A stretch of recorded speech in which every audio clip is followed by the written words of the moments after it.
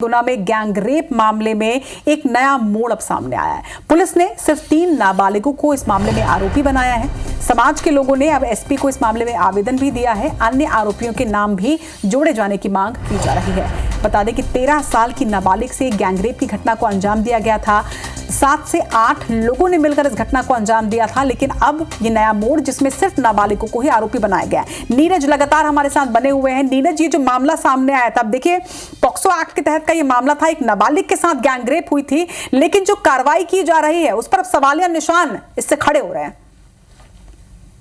निश्चित तौर पर सवालिया निशान इसलिए खड़े हो रहे हैं कि जो काउंसलिंग की गई थी उसमें पुलिस ने 3 आरोपियों को दोषी माना था और उन्हें बाल संप्रेषण गृह भेज दिया था। लेकिन अब यहाँ पर समाज का जो आवेदन सामने आया उसके बाद कई सवाल खड़े हो गए हैं कि आखिर पुलिस ने जो कार्रवाई की है, जो जांच की है, वो किस आधार पर की है। आखिर उसमें 7-8 लोग जो बताए गए हैं आरोपी, उन पर आखिर क्यों कार्रवाई नहीं की गई, और जो काउंसलिंग है उसमें आखिर क्यों कोताही बरती गई, ये अपने आप में बड़ा सवाल है। पुलिस को इस ओर ध्यान देना चाहिए था कि एक संगीन मामला सामने आता है जहां पर 13 साल की नाबालिग लड़की है, वो उसके साथ यहां पर गैंगरेप किया जाता है और इसके बावजूद उन पर कार्रवाई करने की जगह उन्हें क्यों आखिर छोड़ दिया जाता है, ये अपना आप में एक बड़ा सवाल है। और यही सवाल उनके जो समाज के लोग हैं उन्होंने उठाया, उन्होंने आवेदन दिया है गुना एसपी को, और अब इस मामले में फिर से जांच की जानी चाहिए, ये उनकी तरफ से मांग की जा रही है। और जो पीड़िता है उसका भी यहाँ पर इलाज किया गया है। कहीं ना कहीं उसके साथ लगातार इन लोगों ने एक के बाद एक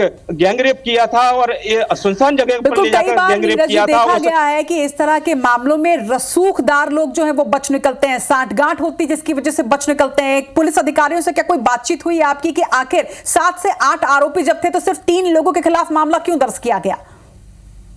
निश्चित तौर पर हमने पुलिस अधिकारियों से भी इस संदर्भ में बात की है, लेकिन उनका कहना यही है कि जांच के बाद ये कार्रवाई की गई है। लेकिन सवाल ये है कि आखिर जांच के बाद अगर कार्रवाई की गई है तो आखिर फिर ये सवाल क्यों उठे हैं कि 7 से 8 लोग इस घटना में शामिल थे या फिर नहीं थे, तो उनके क्या कुछ साक्ष्य पुलिस ने बरामद किए हैं, और बरामद किए हैं तो उन पर आखिर क्या कार्रवाई की गई है। तो ये कहीं ना कहीं ये सवाल खड़ा होता है कि ये कहीं ना कहीं रसूखदार लोग हैं जिन्हें पुलिस ने या तो छोड़ दिया है या फिर वो जांच तथ्य में शामिल नहीं हो पाए कि आखिर इनका क्या कुछ इस घटना से कनेक्शन रहा है। इस तथ्यों की जांच दोबारा से की जानी चाहिए। ये यहाँ पर मांग पत्र आवेदन दिया गया है और आवेदन के तहत मांग की गई है कि इसकी निष्पक्ष जांच होना चाहिए और जो भी लोग इसमें शामिल हैं उनके खिलाफ कठोर कार्रवाई की जानी चाहिए। पुलिस को खुद इतना संजीदा इस तरह के मामलों में होना चाहिए कि कड़ी से कड़ी कार्रवाई की जानी चाहिए इस तरह के आरोपियों के खिलाफ। लेकिन पुलिस खुद अगर इस तरह से बचाने की कोशिश करेगी तो निश्चित तौर पर सवालिया निशान खड़े होंगे। आप खबर पर नजर बनाकर रखिएगा नीरज। फिलहाल तमाम बातचीत के लिए आपका शुक्रिया।